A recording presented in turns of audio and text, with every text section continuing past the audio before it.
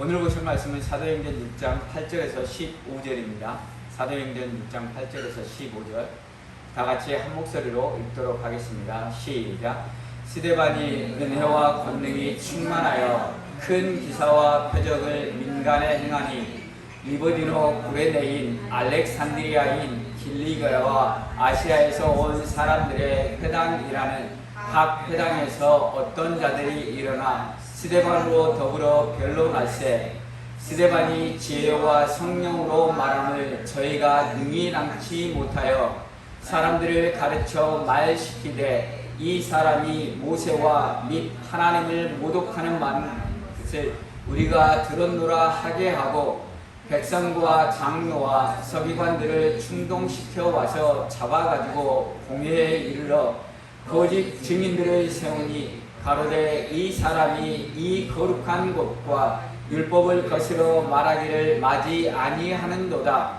그의 말이 이 나사렛 예수가 이곳을 헐고 또 모세가 우리에게 전하여 준 규례를 고치겠다 함을 우리가 들었노라 하거늘 공회 중에 앉은 사람들이 다 스데반을 주목하여 보니 그 얼굴이 천사의 얼굴과 같더라. 아멘.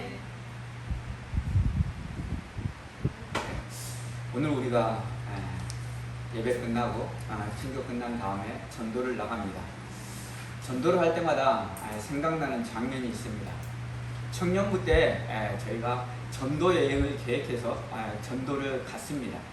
지도를 펼쳐놓고 어디로 갈 것인가를 보다가 충남 서산에 절이 되게 많더라고요. 그래서 충남 서산으로 가기로 결정하고 충남 서산에 가서 전도를 했습니다. 둘씩 셋씩 짝게 해서 전도를 했는데 한 집에 들어갔더니 나이 지긋하신 할아버지께서 마루 위에 앉아 계셨습니다. 근데 그분이 되게 완고하신다는 느낌을 받았습니다. 왜냐하면 허리를 꼿꼿이 세우고 계셨고 그래서 우리가 들어갈 때 인자한 얼굴로 약간 완고하면서도 인자한 얼굴이잖아요. 그 외부인을 반겨주는 얼굴로 우리를 맞아주셨습니다. 그래서 어디서 왔나부터 해가지고 저희가 멀리 광주에서부터 왔다고 사실 광주가 아니라 시골 화순입니다. 그래서 멀리서부터 왔다고 친절히 말이 주고받고 이렇게 됐습니다. 그래서 우리가 이제 본격적으로 복음이 증거될 때 나타나는 특징이 있죠. 복음을 거부하는 사람의 특징이 나타났습니다. 얼굴이 점점 안색이 바뀌기 시작했고 완고한 모습들이 더욱더 완고한 모습으로 갔습니다. 그리고 나서 결국에는 어떻게 그분이 이제 연세가 많은 할아버지라도 인생 연륜이 많다고 하더라도 진리 앞에서 이길 수는 없습니다. 그래서 저희가 말하는 말에 이제 대항할 말이 없으니까 이제 화를 내시기 시작하셨습니다. 화를 내시기 시작하면서 젊은 네가 나를 이겨먹으려고 하냐고 하면서 화를 내시면서 저희에게 나가라고 쫓아냈습니다. 그래서 쫓겨나면서까지 예수를 믿어야 된다라고 이야기를 했습니다.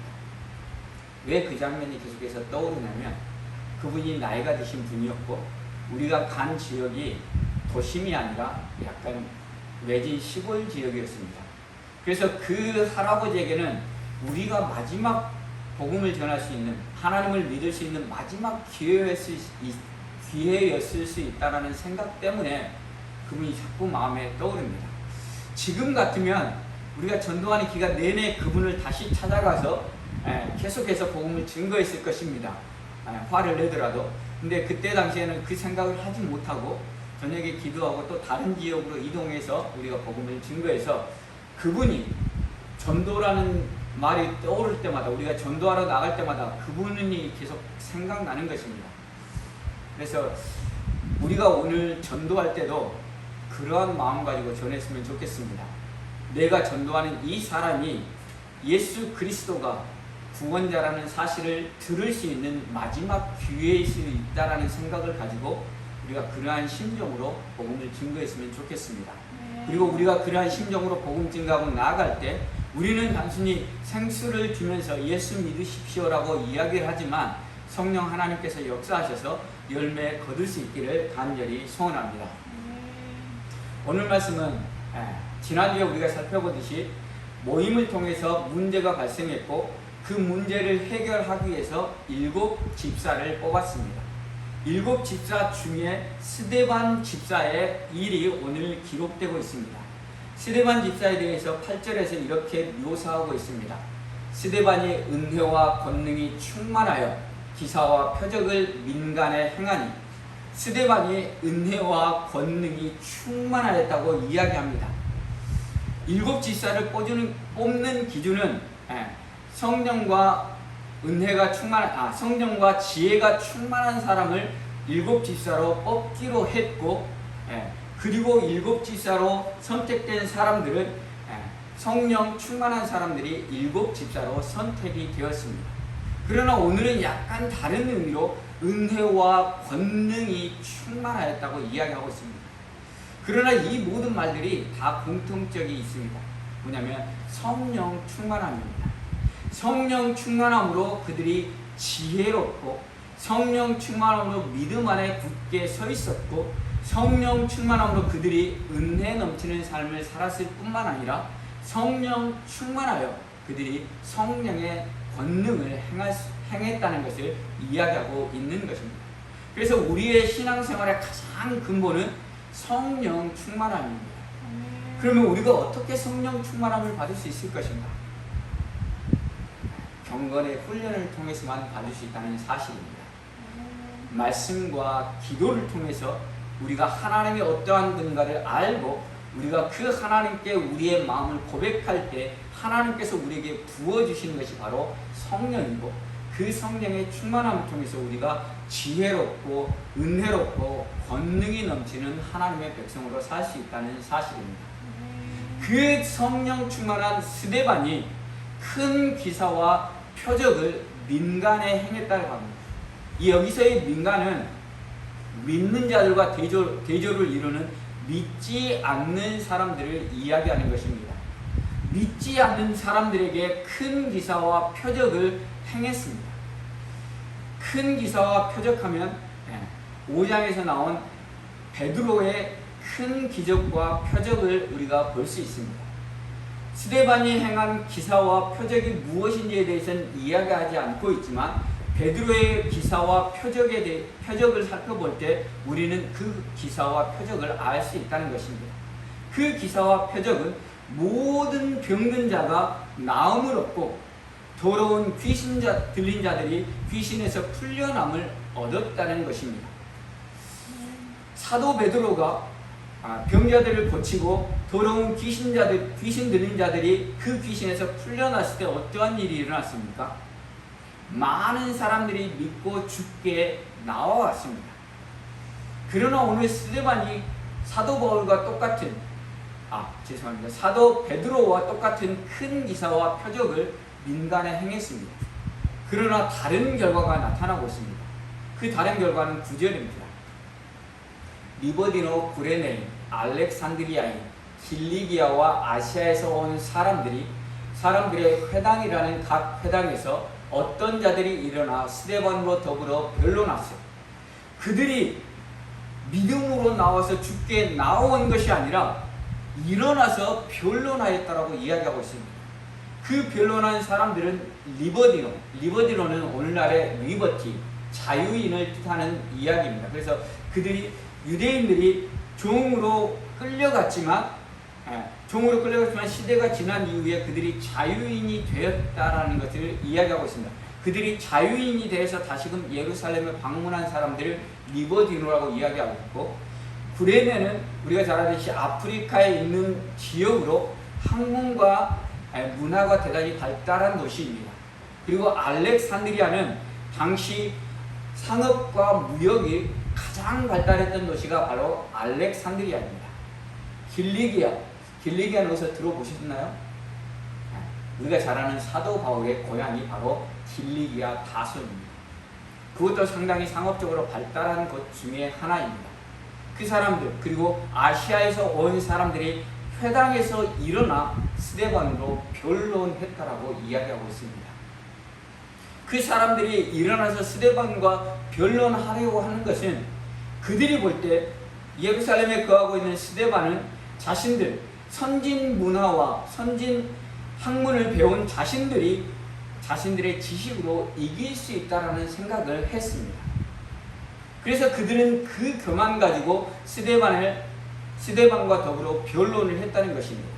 스데반이 행한 기사와 표적을 볼 때에는 그가 하나님의 능력을 행한다라고 이야기했지만, 스데반이 그 기사와 표적 이후에 복음을 증거할 때는 그들의 마음이 다시금 강팍해져서 그들이 변론으로 스데반을 이길 수 있다고 생각하는 교만한 마음 가지고 나아오고 있음을 보고 있습니다. 그들이 교만한 마음으로 스데반과 변론했습니다. 그때 일어난 일은 어떻습니까? 10절입니다. 스데반이 지혜와 성령으로 말함을 저희가 능히 당하지 못하여.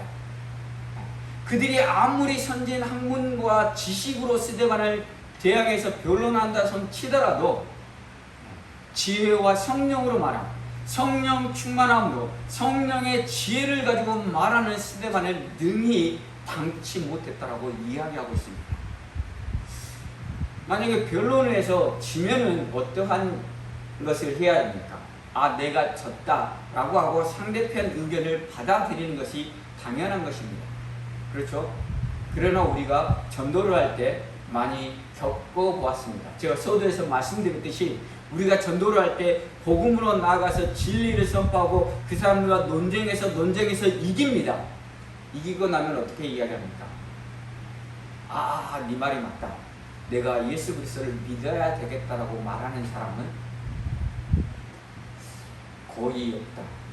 아예 없다라고 말할 수는 없고 거의 없고, 대신에 도리어 화를 냅니다. 화를 내고 화를 내서라도 어떻게 그 위기를 모면하고 자신을 지키고자 하는 마음을 강하게 갖는 것입니다.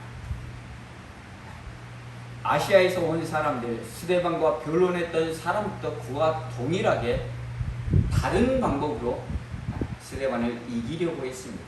그 방법이 바로 11절에 나와 있습니다. 사람들을 가르쳐 말시키되 이 사람이 모세와 및 하나님을 모독하는 말하는 것을 우리가 들었노라 하게 하고, 그들은 거짓 증거자들을 샀습니다. 거짓 증거자들을 사서 그 거짓 증언으로 모세와 하나님을 모독하는 말을 들었다라고 이야기하게 만들었습니다. 그리고 나서 그 말을 가지고 어디로 갔냐? 14절을 보시면 그의 말에 이 나사렛 예수가 이곳을 헐고 또 모세가 우리에게 전하여 준 규례를 고치겠다 함을 우리가 들었노라 하는, 회당으로 가서 회당에 있는 권력자들에게 그것을 고발했습니다. 그리고 그 권력자들이 스데반을 잡고 회당에 데리고 갔습니다. 회당에 데리고 갔을 때 또 그 사람들이 거짓 증언으로 그의 말에 이 나사렛 예수가 이곳을 헐고 또 모세가 우리에게 전하여 준 규례를 고치겠다 함을 우리가 들었노라 하거니, 그들이 다시금 거짓 증언을 하도록 만들었습니다. 아시아에서 온 사람들은 상당히 지혜로운 사람들이라고 생각이 되어집니다. 왜냐하면 당시 종교 지도자들, 산헤드린 공회가 가장 싫어하는 것이 무엇인지를 정확히 꿰뚫고 있었습니다.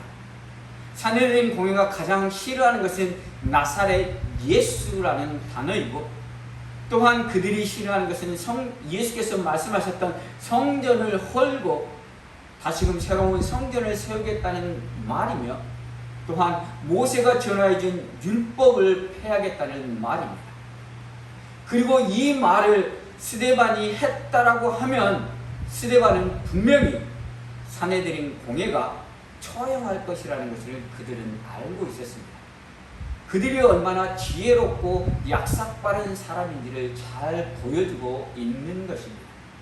그 지혜롭고 약삭빠른 사람도 그럼에도 불구하고 스데반을 이기지 못했다는 사실입니다. 스데반과 논쟁을 통해서 그들이 스데반으로부터 들은 말들을 자신들의 교만함으로 인해서 더욱더 강팍해져서 자신들의 논리가 틀렸다라고 고백하고 스데반의 복음을 받아들이는 것이 아니라 다른 방법으로 거짓 증거자들을 사서 스데반을 죽이는 것으로 그들의 마음이 더욱더 강팍하게 되었다는 사실입니다. 성경에서 강팍한 사람 하면 떠오르는 사람이 있을 것입니다. 누가 떠오르나요? 네, 바로. 네, 바로 맞히시네요. 네, 출애굽기에 바로 왕이 바로 떠오릅니다. 바로라는 명칭은 하나님의 아들이라는 명칭입니다. 하나님의 아들이기 때문에 바로는 당시 신으로 여겨졌습니다. 그리고 당시 애굽, 이집트는 당시에 가장 강력한 나라 중에 하나였습니다. 가장 강력한 나라 중에 하나인 이집트의 왕 바로는 당연히 교만한 마음을 가지고 살 수밖에 없었습니다. 그래서 하나님께서 모세를 보내서 기적과 이적을, 즉 10가지 재앙을 이집트에 내림에도 불구하고 여전히 바로는 교만한 마음을 내려놓지 않았습니다. 첫 번째, 두 번째 재앙은 바로가 이끌던 술객들이 따라했습니다. 그리고 세 번째 재앙부터는 바로가 이끌던 술객들이 따라할 수 없었습니다. 그러므로 인해서 바로가 이끌던 술객들이 바로에게 이렇게 이야기합니다. 이것은 하나님의 권능이라고. 그래서 하나님의 권능이기 때문에 당신이 하나님 앞에 무릎을 꿇어야 된다는 그러한 의미로 말하지만 바로는 무릎을 꿇지 않습니다. 그리고 계속해서 재앙이 내려지고 7번째 재앙인 우박 재앙을 내린 이후에 바로는 하나님의 권능을 인정합니다. 그래서 내가 하나님 앞에 항복할 테니까 빨리 우박을 그치게 해달라고 모세에게 명합니다. 그러나 우박이 그치자 모세의 마음이 다시금 강팍해져서 이스라엘 백성들을 내보내지 않습니다. 그리고 언제 내보냅니까? 결국 10번째 재앙인 이집트에 있는 모든 장자, 바로의 장자가 죽고 나서야 이스라엘 백성들을 애굽에서 내보냅니다. 그러나 그때에도 완전하게 하나님의 권능을 인정하고 하나님 앞에 무릎 꿇은 것이 아니었습니다. 왜냐하면 이스라엘 백성이 어디로 가는지 호시탐탐 이스라엘 백성들을 노리고 있었습니다. 호시탐탐 이스라엘 백성들을 노리고 있었다는 말은 어떠한 의미냐면 이스라엘 백성과 함께 하신 하나님과 호시탐탐, 내가 기회만 있으면 하나님과 더제해 보겠다는 그 강박한 마음을 여전히 가지고 있었다는 사실입니다. 그래서 이스라엘 백성들이 홍해 앞에 진칠 때 바로가 군대를 보냅니다. 아, 됐다. 이제 그들은 어디 갈 데도 없고 우리가 이스라엘 백성들을 칠 수 있다라는 교만한 마음의 극치를 보여줍니다. 그때 하나님께서 홍해를 가르시고 이스라엘 백성은 홍해를 마른 땅처럼 건너고 바로의 군대는 홍해에 잠기게 되었습니다. 그제서야 바로는 하나님이 참 하나님이라고 고백합니다. 바로는 이렇게 참으로 강팍한 사람이었습니다. 그렇다면 이스라엘 백성은 어떠나요? 이스라엘 백성은 강팍하지 않았습니까? 이스라엘 백성도 강팍한 백성들이었습니다. 모세를 하나님께서 보내셔서 기적과 이적을 이스라엘 백성들 앞에서 베풀었습니다. 그 기적과 이적으로 바로가 그들을 잠깐 동안 힘들게 했습니다. 그럴 때 모세를 원망했습니다. 하나님을 원망했습니다.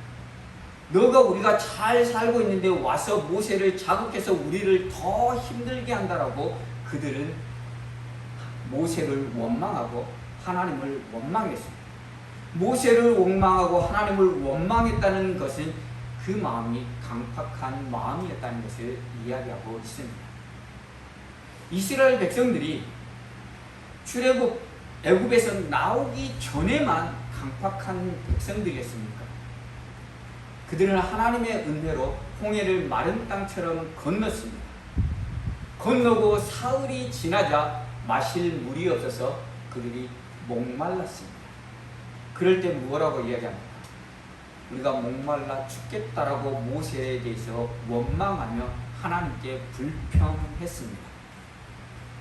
그들이 기적적으로 홍해가 갈라지고 홍해를 마른 땅처럼 건너고 자신들을 죽이려고 쫓아오던 애굽 군대가 홍해에서 다 죽는 것을 목격하고 하나님의 크고 놀라운 권능이라고 모두가 찬양하고 놀라우신 하나님, 크고 권능이신 하나님을 찬양하고 나서 불과 사흘 지나고 나서 그들은 불평했습니다.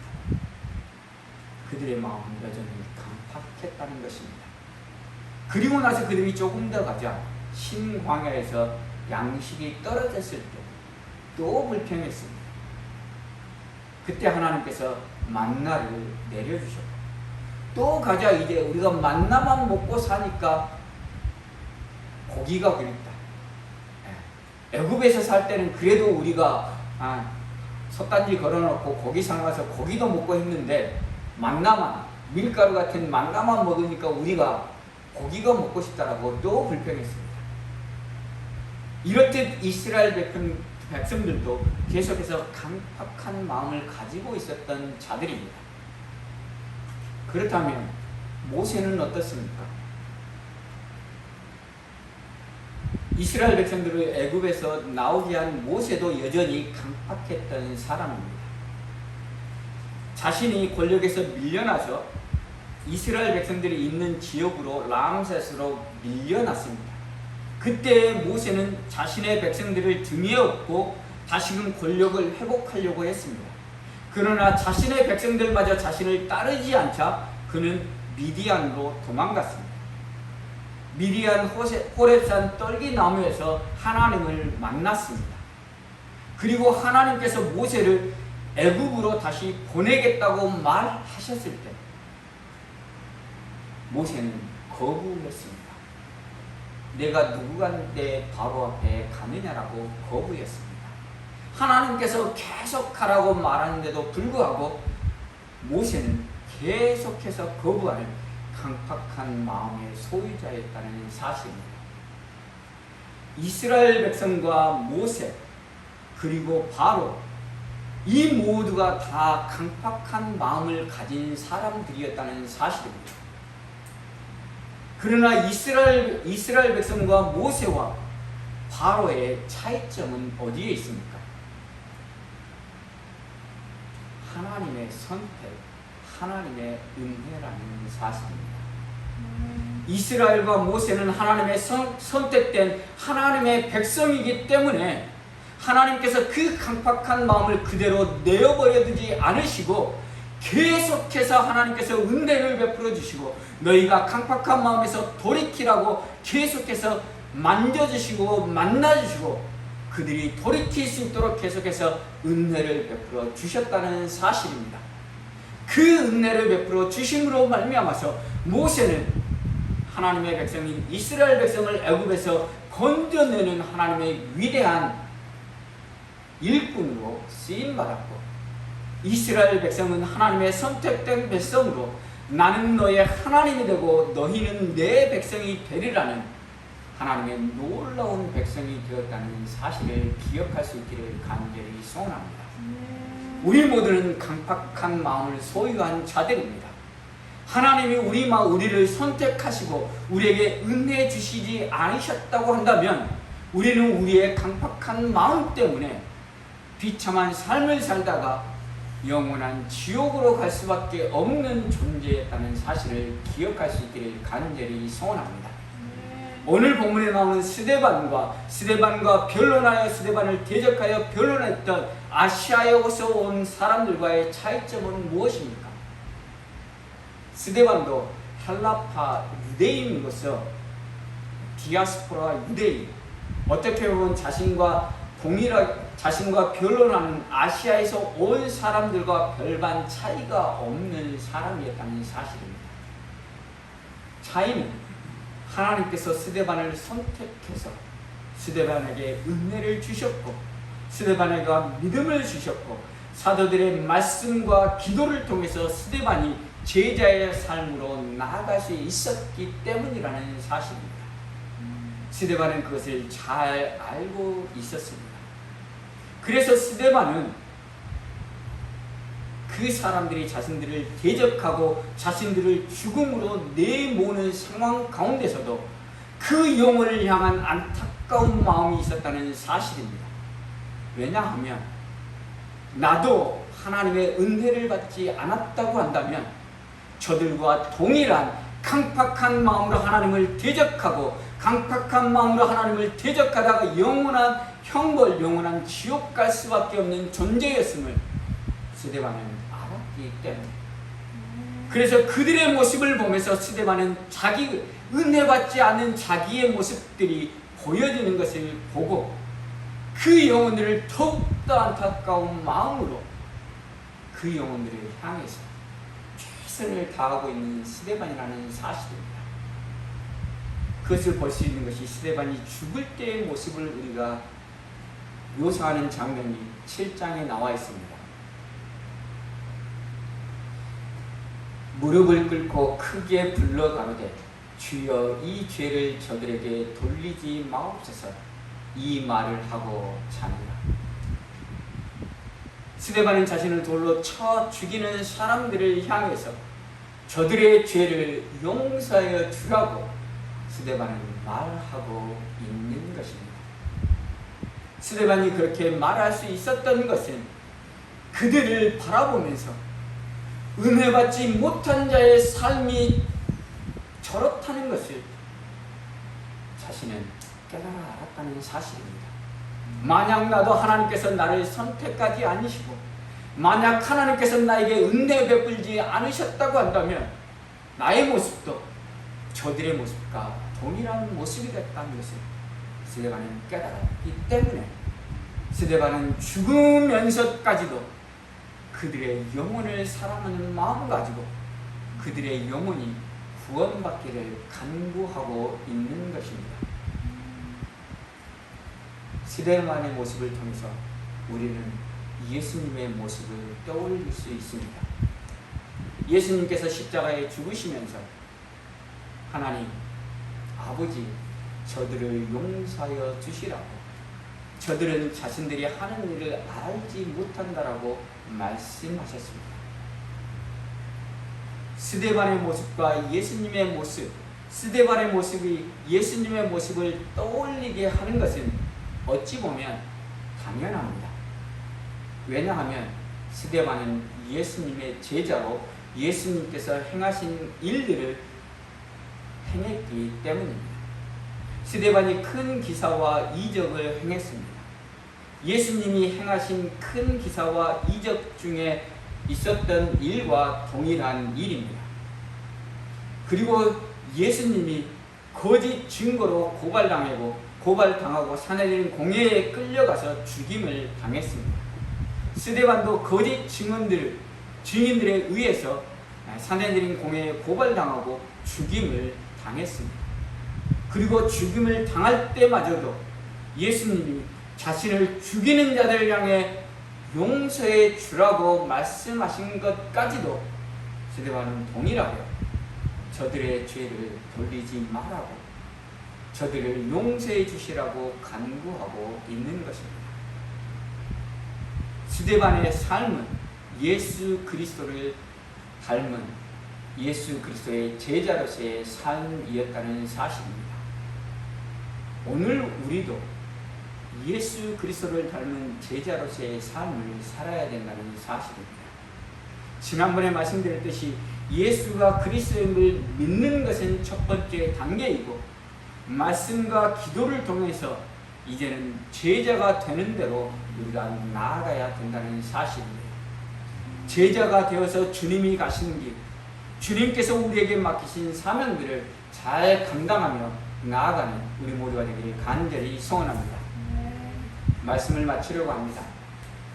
스데반은 교회 구제 문제로 뽑은 7 집사 중에 한 명이었습니다. 스데반은 성령 충만함으로 큰 기사와 이적을 행했고 큰 기사와 이적을 통해서 복음을 증거하고 있었습니다. 그때 아시아에서 온 사람들이 스데반을 대적하여 변론하려고 일어났고 그들과 변론할 때 스데반이 성령의 지혜로 변론함으로 말미암아서 그들이 능히 스데반을 당하지 못하게 되었습니다. 그들이 스데반을 능히 당하지 못하게 되자 그들은 마음이 더욱더 강팍해져서 다른 방법으로 스데반을 이기려고 거짓 증거자를 샀습니다. 그리고 거짓 증거자들을 사서 스데반이 예수 그리스도의 이름을 증거하고 성전을 헐고 모세가 전한 율법을 폐한다라고 이야기했습니다. 그러자 공회에서 스데반을 잡아가고 이제 스데반은 죽음에 이를 수밖에 없는 상황에 처했습니다. 그 상황에서도 스데반은 그 사람들의 영혼들을 안타깝게 생각했습니다. 그 사람들의 영혼을 안타깝게 생각했던 이유는 한 가지, 하나님께서 나를 선택하지 않고 하나님께서 나에게 은혜 주시지 않으셨다고 한다면 나도 저들과 동일하게 강팍한 마음으로 내 뜻대로 내 마음대로 살다가 하나님을 대적하고 하나님의 진노, 하나님의 징계를 받을 수밖에 없는 존재임을 스데반은 알았기 때문에 그가 죽으면서까지도 스데반은 저들의 영혼을 용서하여 주시라고 고백하며 나아가고 있는 것입니다. 사랑하는 성도 여러분, 오늘 우리가 전도를 나갑니다. 우리가 하나님의 은혜로 구원받은 자로서 주께서 우리에게 맡기신 사명으로 우리가 복음을 증거하러 나갑니다. 우리가 복음을 증거하러 나갈 때 복음을 거부하는 자들을 우리의 마음을 참으로 불편하게 만듭니다. 그러나 복음을 증거하는 강팍한 마음의 사람들을 만날 때 우리가 스데반과 같은 마음을 갖기를 원합니다. 하나님이 나를 선택하지 않으셨고 하나님이 나에게 은혜 주시지 않았다고 한다면 나도 저들과 동일하게 강팍한 마음으로 하나님을 대적하고 복음을 증거하는 자들을 대적하며 영원한 형벌받을 인생, 비참한 인생 이었을 수밖에 없지만 하나님께서 나에게 은혜 주셔서 하나님은 나를 예수 그리스도의 십자가로 구원하여 주셨음을 우리가 다시 한번 마음에 새길 수 있기를 간절히 소원합니다. 왜 우리가 하나님의 사랑받은 자가 되었습니까? 왜 우리가 하나님의 은혜로 우리의 죄를 깨닫고 주님 앞에 회개의 기도를 드릴 수 있게 되었습니까? 우리가 회개 기도를 드릴 때 왜 주님의 십자가의 보혈로 우리의 죄를 용서해 주신다고 약속해 주셨습니까? 우리는 그 이유를 알 수 없습니다. 내가 내 자신을 살펴보아도 내가 하나님의 은혜 받을 만한 좋은 사람, 내가 하나님의 은혜 받을 만한 선한 사람이 아님에도 불구하고 하나님께서 나를 콕 집어 내가 너를 사랑한다, 내가 너를 사랑하여 내 아들 예수 그리스도의 십자가의 보혈로 너를 구원하여 주셨다라고 하나님께서 우리에게 약속해 주셨고 그 약속이 내 안에 살아 숨쉬기 때문에 우리는 주께서 명령하신 복음 증거의 사명을 감당하며 나아가는 것입니다. 사랑하는 성도 여러분, 우리가 나가서 복음을 증거하는 것이 별것 아닌 것처럼 느껴질 수 있습니다. 그러나 우리가 나가서 복음을 증거할 때 우리의 마음에 하나님의 놀라운 은혜가 감격을 가지고 나아가시기를 간절히 소원합니다. 그리고 혹 복음을 거부하는 사람들을 만날 때 그 영혼이 바로 나일 수 있다는 생각 가지고 그 영혼을 안타까워하는 심정 가지고 나아갈 수 있기를 간절히 소원합니다. 우리가 그렇게 나아가는 이유는 한 가지, 하나님이 나를 사랑하사 하나님이 나를 선택하시고 하나님이 나를 하나님의 자녀 삼아 주셨기 때문입니다. 그 사랑을 오늘 증거하며 나아가는 저와 여러분에게 간절히 소원합니다.